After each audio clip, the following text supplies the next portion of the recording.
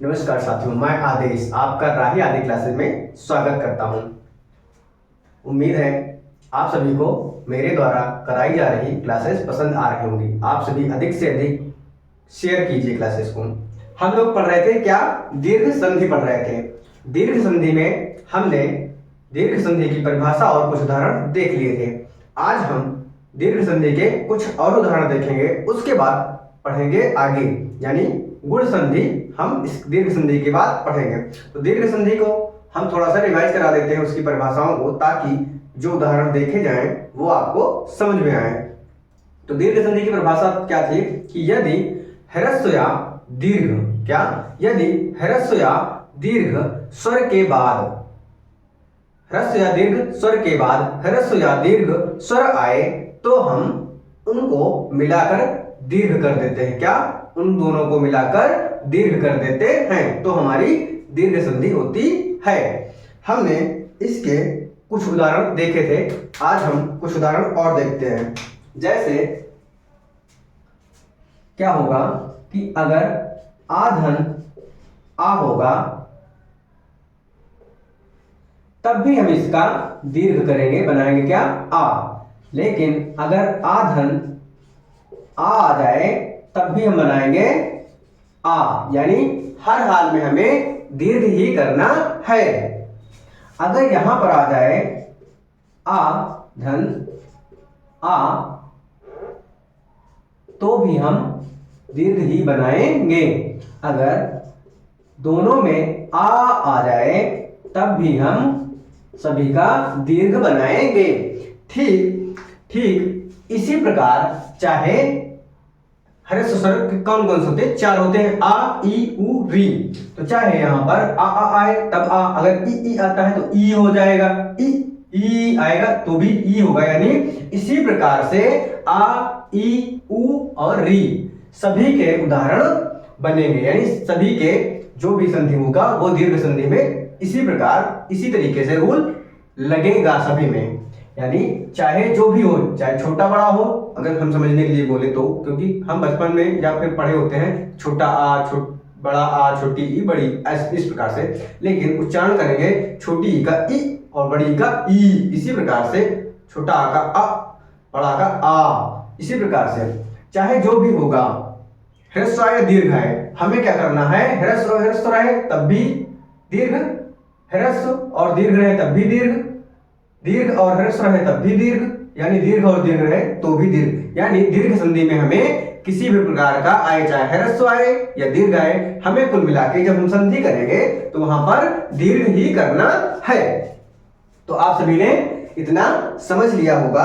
अब हम चलते हैं अपने उदाहरण की तरफ। क्या, जैसे गर्भ धन आधान। क्या, गर्भधन आधान, तो हमारा क्या बन जाएगा, गर्भाधान बन जाएगा। उदाहरण क्या बना, गर्भाधान बना। और हमें किसी भी संधि को पहचानने में, जैसे दीर्घ संधि है तो दूसरे या तीसरे वर्ण पर हमें वहां पर दीर्घ ही नजर आएगा। जैसे गर्भाधान में देखिए, यहां पर इसमें क्या है, ह्रस्व आ है, लेकिन यहां पर दीर्घ आ है, दोनों को हम मिलाकर क्या कर दिए, दीर्घ कर दिया गया है। तो देख लीजिए, दूसरे या तीसरे स्थान पे हमें जहां पर मेल होगा, कहां पर, जहां पर जोड़ा जाएगा, जहां पर मेल कराया जाएगा, वहां पर हमें हमेशा दीर्घ ही होगा। इसके बाद हम और देखते हैं क्या, उदाहरण आर्यधन आवर्त। क्या, आर्यधन आवर्त, यहां पर ह्रस्व आ है और यहां पर आवर्त में दीर्घ आ है। इन दोनों को जब हम मिलाएंगे तो क्या बनेगा, दीर्घ आ बनेगा। तो हम यहां पर इन दोनों का मेल कराएंगे। जब इन दोनों का आपस में जोड़ेंगे तो हमारा जो उदाहरण बनेगा, सही जो संधि करने पर बनेगा, क्या बनेगा, आर्यावर्त। क्या बन जाएगा? आर्यावर्त। हमने आ के उदाहरण कल भी देख लिए थे और थोड़ा ई का देख लिए थे। आज हम क्या देखेंगे? ई का थोड़ा सा, तो ई का, ऊ का और कुछ री का उदाहरण देखेंगे। हम चलते हैं ई की तरफ। ई में क्या होगा? अभिधन ईन। क्या? अधिधन ईन। अधिधन इन। यहां पर क्या है? ह्रस्व ई और यहां पर भी ह्रस्व ई। इन दोनों का योग करा दिए, मेल करा दिए, तो यहां पर क्या बना? दीर्घ ई बन जाएगा। थोड़ा बड़ा लिखते हैं, क्या बनेगा? दीर्घ ई बन जाएगा। तो यहां पर हमारा जो शब्द बनेगा क्या बनेगा? अधीन। तो हमने यहां पर भी देखा कि दूसरे वर्ण पर जहां से हम इनको मेल कराते हैं, जोड़ते हैं, वहां पर ह्रस्व की जगह पे क्या आ गया? दीर्घ आ गया है। अब अगला उदाहरण देखते हैं। क्या? श्रीधन ईश। क्या? श्रीधन ईश। यहां पर क्या है? दीर्घ ई है। क्या है? दीर्घ ई है और ईश में भी दीर्घ ई है। दोनों का योग कराए तो हमारा बनेगा दीर्घ ई है। तो यहां पर श्रीधन ईश का जो संधि करने पर शब्द बनेगा वह क्या बनेगा? श्रीश। क्या बन जाएगा? श्रीश। यहां पर दो ही शब्द थे, इसलिए यहां पहले वर्ग पर ही दीर्घ हमें नजर आ गया। हमें क्या पहचानना है कि जहां पर हम जिन दो शब्दों को मेल कराएंगे, जहां पर दोनों को जोड़ेंगे, वहीं पर हमें नजर आएगा क्या? दीर्घ। तो वहां पर हमें दीर्घ संधि नजर आ जाएगी, हम आसानी से पहचान लेंगे। फिर देखते हैं। क्या? यहां देखते हैं कौन सा? फणिधन ईश। क्या? फणिधन ईश। यहां पर ह्रस्व ई है और यहां पर ईश में दीर्घ ई है और फणि में ह्रस्व ई है। इन दोनों का मेल कराने पर बनेगा दीर्घ ई। क्या बनेगा? दीर्घ ई बनेगा। और इन दोनों के मेल से जो शब्द बनेगा क्या बनेगा? फणीस। क्या बन जाएगा? फणीस शब्द बन जाएगा। अब हम अगला उदाहरण देखते हैं। क्या? हमने एक और उदाहरण देखते हैं ई का, उसके बाद हम ऊ की तरफ बढ़ेंगे। जैसे परिधन इच्छा। यहां पर ह्रस्व ई परि में और इच्छा में दीर्घ ई। इन दोनों का मेल करा दिया तो क्या बन गया? दीर्घ ई। और जो हमारा शब्द निकल कर आया, यानी शब्द बनकर आया, क्या बन गया? परीक्षा। क्या बना? परीक्षा शब्द बन गया है।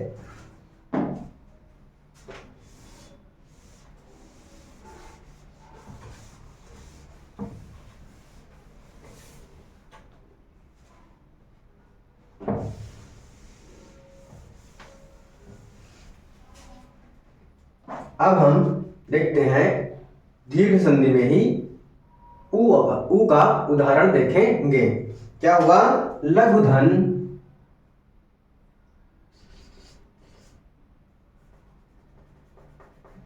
लघु। लघु धन उत्तम। क्या? लघुधन उत्तम। यहां पर क्या है? ह्रस्व ऊ है और यहां पर भी ह्रस्व ऊ है, यानी लघु में भी ह्रस्व ऊ और उत्तम में भी ह्रस्व ऊ। अगर हम इन दोनों को मिलाते हैं तो क्या बनेगा? दीर्घ ऊ बन जाएगा। यहां पर हम दो शब्दों को जब मिलाएंगे, लघु और उत्तम को, तो हमारा जो नया शब्द मिलेगा, संधि करने पर जो शब्द बनेगा क्या बन जाएगा? लघुत्तम। यहां पर दीर्घ कर देंगे हम। क्या? दीर्घ कर दिया और फिर सेम वैसे हमने लिख दिया। क्या बन गया शब्द? लघुत्तम शब्द बन जाएगा। आगे है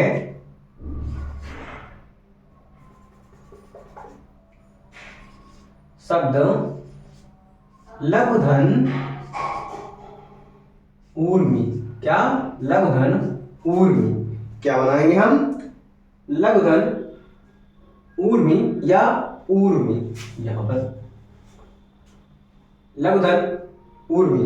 तो हम जब यहां पर ह्रस्व ऊ है और यहां पर दीर्घ ऊ है, इन दोनों को जब हम मिला देंगे तो क्या बनेगा? दीर्घ ऊ बन जाएगा। तो लघु धन ऊर्मी या ऊर्मी तो क्या बन जाएगा? लघूर्मी।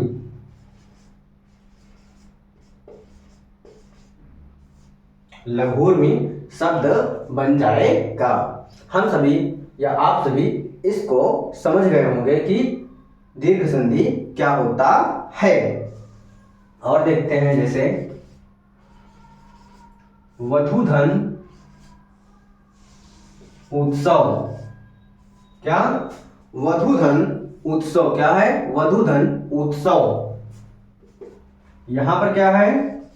दीर्घ ऊ है और यहां पर ह्रस्व ऊ है। इनका योग किया गया यानी मेल किया गया तो दीर्घ ऊ बन गया। तो यहां पर हमारा जो संधि करने शब्द बनेगा वो क्या बनेगा? वधूत्सव। वधूत्सव शब्द बन जाएगा।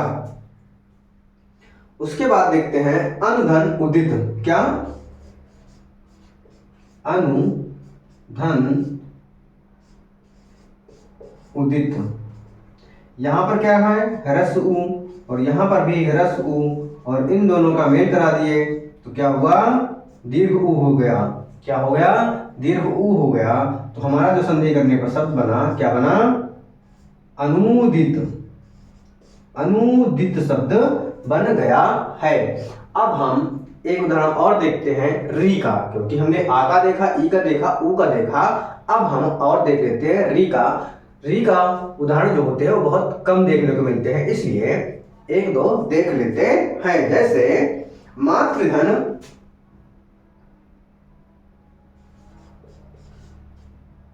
मातृधन ऋण। यहां पर क्या है?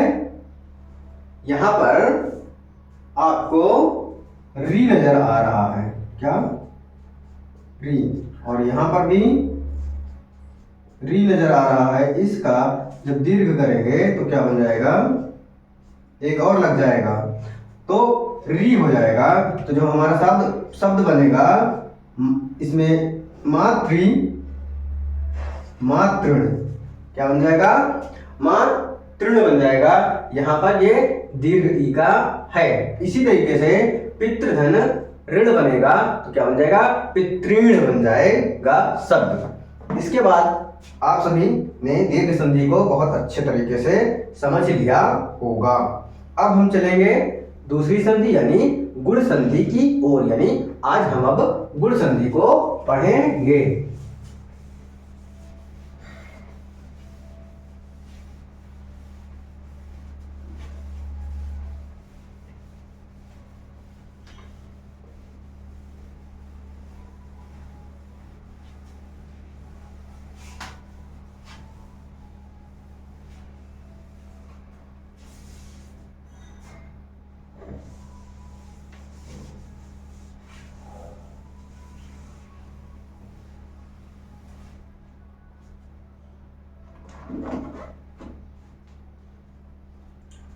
क्या पढ़ेंगे? दूसरी संधि है स्वर संधि के अंतर्गत क्या कि गुण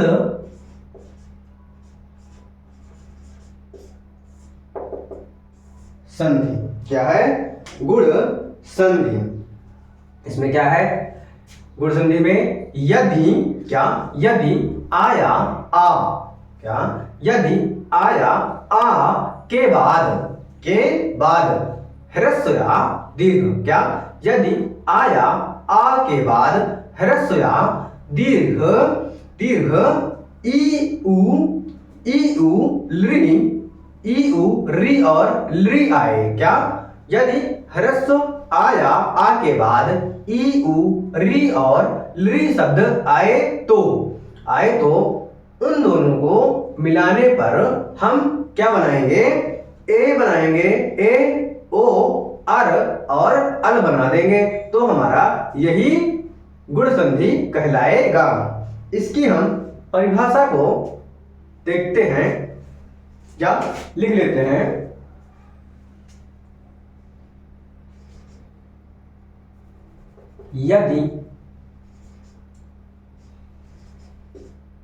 यदि आ या आ के बाद, यदि आ या आ के बाद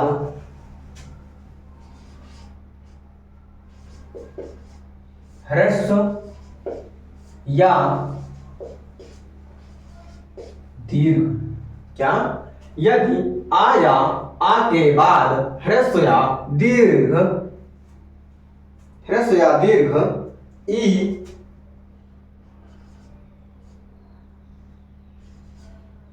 उ री और ली, ई उ री और ली शब्द ली वर्ण या अक्षर वर्ण आते हैं तो क्या? यदि आ या आ के बाद ह्रस्व या दीर्घ ई उ री वर्ण आते हैं तो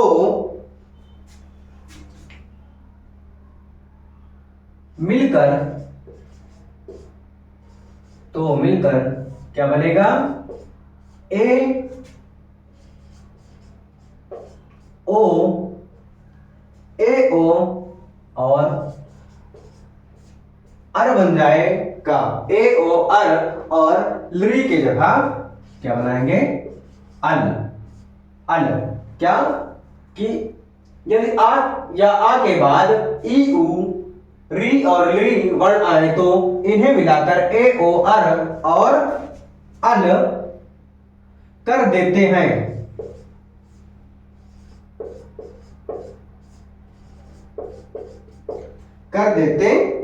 इन्हें मिलाकर, या फिर परिभाषा इसी तरीके से कहा जा सकता है। यदि आ या आ के बाद ह्रस्व या दीर्घ ई उ री वर्ण आते हैं तो यह दोनों मिलकर ए ओ अर और अल हो जाता है या कर देते हैं। अब हम इसका उदाहरण देखेंगे क्या कि किस प्रकार से ये होगा। अगर ठीक इसको समझने के लिए हम थोड़ा सा और देख लेते हैं क्या कि यदि आ या आ के बाद, यानी पहले शब्द में आ या आ आएगा और दूसरे में क्या आएगा? ई उ री और लरी आएगा तो हम इसका क्या बनाएंगे? ए ओ अर और अल बना देंगे। क्या बना देंगे? अल बना देंगे। इसे हम एक प्रकार से अपना रूल या नियम कह सकते हैं कि आ या आ के बाद आए, जब ई आएगा तो हम ए बनाएंगे, जब आ या आ के बाद उ आएगा तो हम ओ बनाएंगे, यदि शब्द कोई भी आ या आ के बाद री आएगा तो हम उसे अर कर देंगे, यदि आ या आ के बाद ली आया तो उसे हम अल कर देंगे। अब हम इसको उदाहरण के माध्यम से समझ लेंगे। क्या कि उदाहरण के माध्यम से हम इसे आसानी से समझेंगे ताकि ये आप सभी को समझ में आ जाए। तो जैसे हम यहां पर लिखते हैं क्या? उपधन इंद्र। क्या लिखेंगे? उपधन इंद्र। उपधन इंद्र, यहां पर क्या आया है? आ आया है और यहां पर ई आया है। यहाँ पर उप में आ आया है, इंद्र में ई आया है, तो आ के बाद जब ई आएगा तो हम क्या बनाएंगे, ए बनाएंगे। तो यहां पर जो हमारा शब्द बनेगा क्या बनकर आएगा संधि करने पर, उपेंद्र। क्या बन गया, उपेंद्र शब्द बन जाएगा। क्या बन जाएगा, उपेंद्र शब्द बन जाएगा।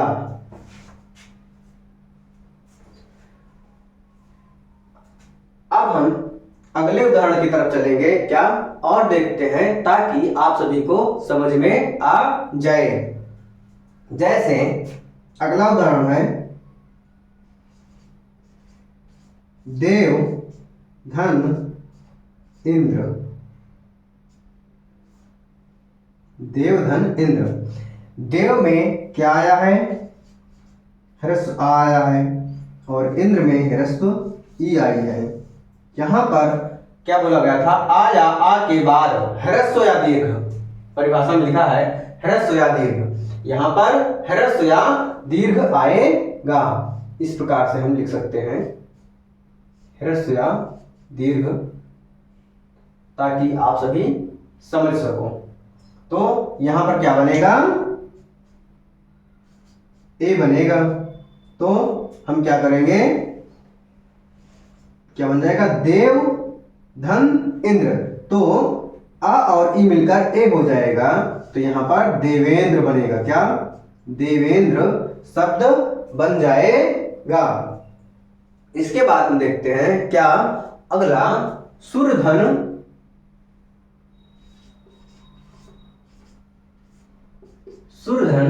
ईश। क्या, सुरधन ईश, क्या बनेगा, सुरधन ईश। यहां पर क्या आया है, ह्रस्व आ आया है, और यहां पर दीर्घ ई आई हुई है। क्या आया है, दीर्घ ई आई हुई है।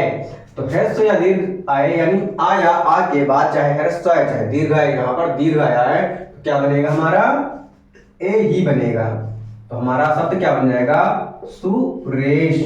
क्या बनेगा, संधि करने पर जो शब्द बनेगा वह बनेगा सुरेश। अगला है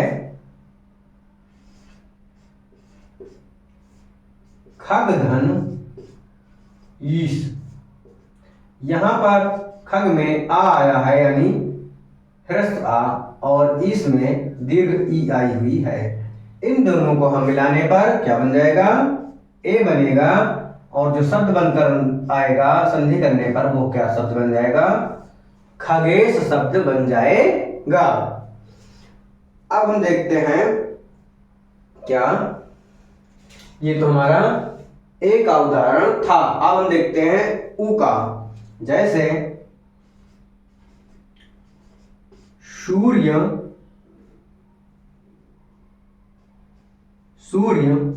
धन उदय।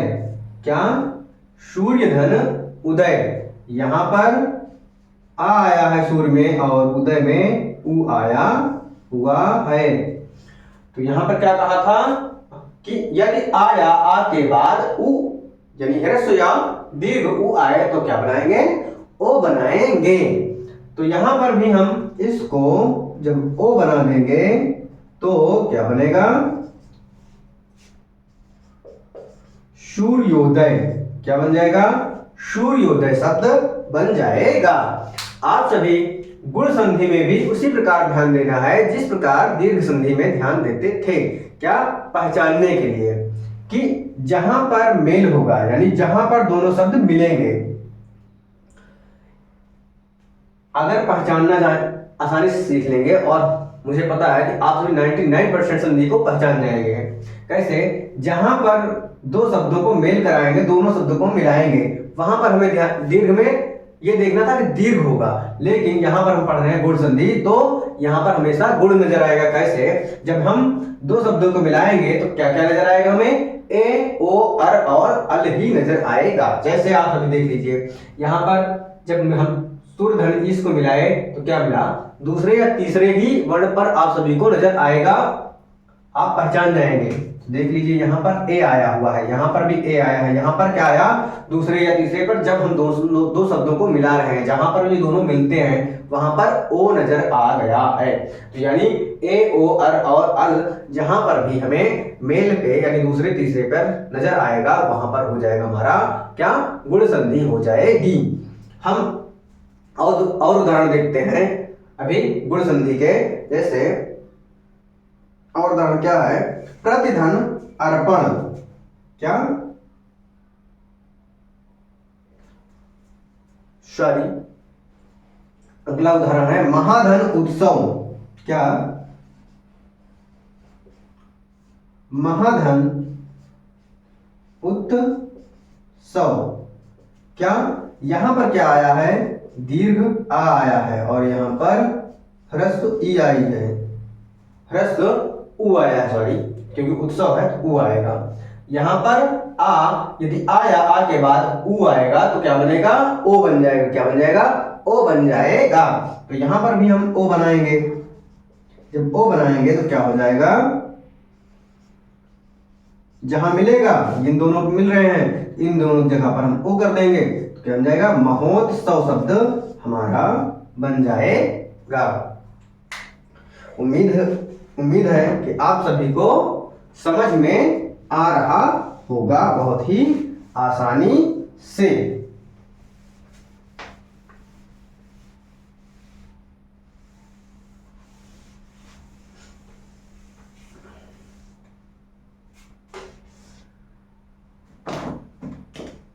और हम उदाहरण देखते हैं, जैसे समुद्रधन ऊर्मी, क्या,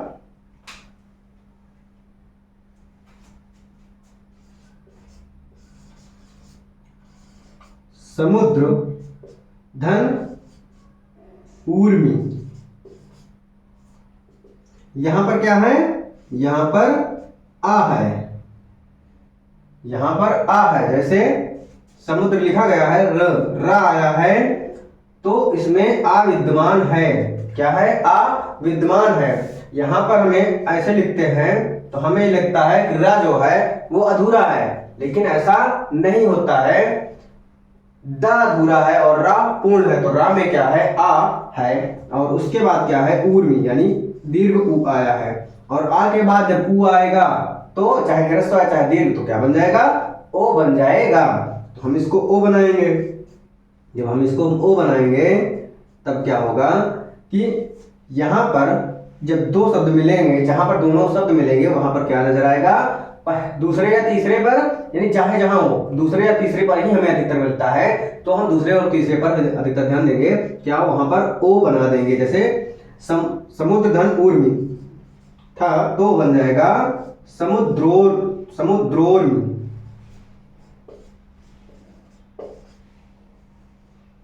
समुद्रोर्मी, क्या बनेगा, समुद्रोर्मी शब्द बन जाएगा। अगला देखते हैं, जलधन ऊर्मी, यहां पर ह्रस्व आ और ऊर्मी से दीर्घ उ, तो यहां पर इन दोनों को मिलाने पर क्या बनेगा, ओ बनेगा, और जो हमारा शब्द बनेगा जलोर्मी बनेगा, क्या बनेगा, जलोर्मी बनेगा। यहां पर हम सभी देख रहे हैं दूसरे या तीसरे पर जब दो शब्दों का जहां पर मेल हो रहा है वहां पर ओ हो रहा है, क्या होगा, ए, ओ, अर और अल नजर आना चाहिए, तो हमारा क्या हो जाएगा कि गुण संधि हो जाती है। अभी और देखते हैं, जैसे गंगाधन ऊर्मी, क्या, गंगाधन ऊर्मी, यहां पर दीर्घ आ और यहां पर दीर्घ उ, जो हमारा शब्द बनेगा क्या बनेगा, ओ बनेगा, यानी इन दोनों को वर्णों से मिलने पर ओ बनेगा, और जो शब्द बन जाएगा तो क्या बन जाएगा, गंगोर्मी, गंगोर्मी शब्द बनेगा। इसके बाद हम देख लेते हैं अब अर का, क्या, अर का देख लेते हैं उदाहरण। तो अर का उदाहरण क्या है, महाधन ऋषि, महाधन ऋषि, यहाँ पर आ आया और यहाँ पर री आया और आ और री मिलकर क्या बनता है, अर बनेगा। क्या बनेगा, अर बनेगा। यहाँ पर था परिभाषा में ही, यदि आया आ के बाद री आए तो क्या बनेगा, अर बनेगा। तो क्या बन जाएगा, महर्षि शब्द बनकर हमारा तैयार होगा। कैसे, जब हम महा से आ को हटाएंगे तो हमारा हा, जो हा वर्ण है वो अधूरा होगा, लेकिन यहाँ पर सब स्वर मिल गया। क्या मिला, अर का आ जो है ये हा में हो गया, तो ऐसे होगा महर्षि।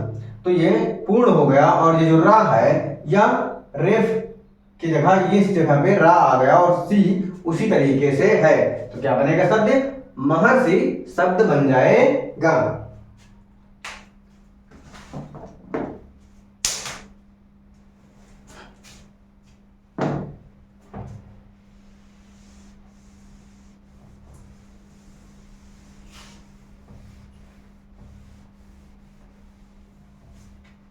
महर्षि शब्द बन गया।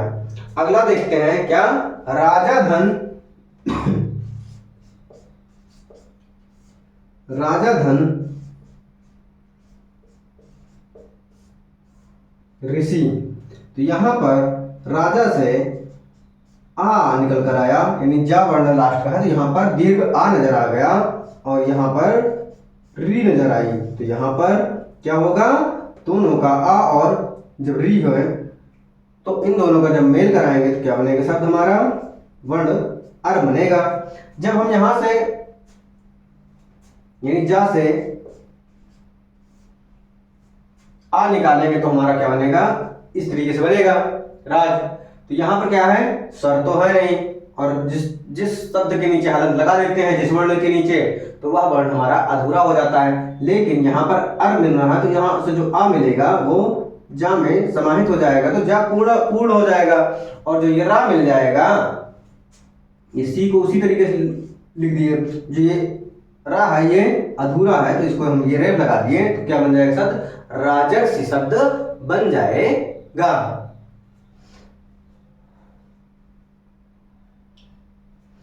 एक और उदाहरण देखते हैं, जैसे सप्तधन ऋषि। क्या, यहां पर ह्रस्व आ और यहां पर री आ गया, तो यहां पर हम इसको मेल जब कराएंगे तो क्या बनेगा, अर शब्द बन जाएगा। तो जो हमारा शब्द बनेगा वह बनेगा सप्त ऋषि। यहाँ पर ता हमारा, जब ता से आ निकालेंगे ता अधूरा हो जाएगा, लेकिन हमें यहाँ से आ मिल जाएगा, इसलिए हमारा ता जो है पूर्ण हो जाएगा। जो हमारा शब्द बनेगा बन जाएगा सप्त ऋषि। क्या बनेगा, सप्त ऋषि बनेगा। इसके बाद एक उदाहरण देख लेते हैं, ला का तव धन, ये लि जो है तव धन लि कार। क्या, तव धन लि कार।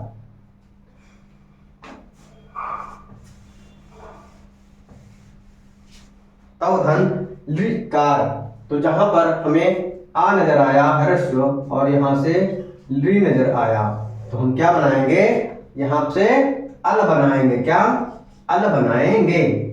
तो जब यहां से यानी तव से वा से आ हटाएंगे तो अधूरा हुआ बनेगा, लेकिन हमें आ यहां से मिल जाएगा, तो हम इसको पूर्ण कर देंगे तव। और यहां से क्या है, ला अधूरा है, तो हम ला अधूरा लिख दिए, तो ये लि तो यहां से हट गया है और ये नया वर्ण आ गया है अल, इसी में समाहित होकर अब आगे क्या लिखा है, कार। तो हम क्या कर देंगे, कार को ठीक उसी प्रकार से लिख देंगे। हमारी जो संधि बनेगी वह बन जाएगी तवल्लिकार। क्या बन जाएगा, तवल्लिकार। आज की क्लास को हम यहीं पर समाप्त करते हैं, यानी गुण संधि और दीर्घ संधि हमने पढ़ लिया है।